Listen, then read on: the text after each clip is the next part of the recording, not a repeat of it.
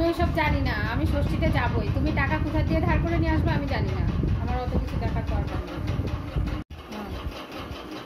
আমি টাকা ধার করতে পারবো না, শুনে রাখো। তুমি কী করে যাবা, তুমি পাড়ায় পাড়ায় ঘুরে 10 টাকা, কারোর কাছ থেকে 20 টাকা এইভাবে করে ম্যানেজ করো, বুঝলে? আমি যাতে পারবো না।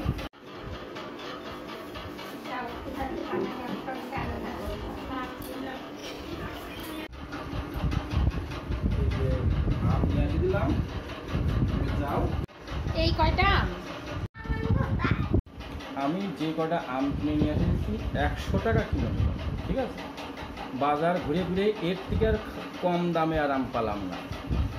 আর এর থেকে 200 টাকা কিলো আম, সেটা তো নিয়ে আসা যাবেই না, অত টাকা নেই।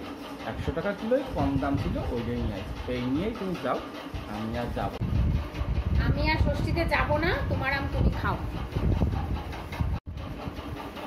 তাহলে আমার এই আম আমারই খাতে হবে? ঠিক আছে, আমি তাহলে বাজারে যে বেঁচে দিয়ে আসি, তুমি এখন খাবা না। কি যে কিপ্টের পাল্লায় পড়িছি আমি, ভগবান বাঁচাও।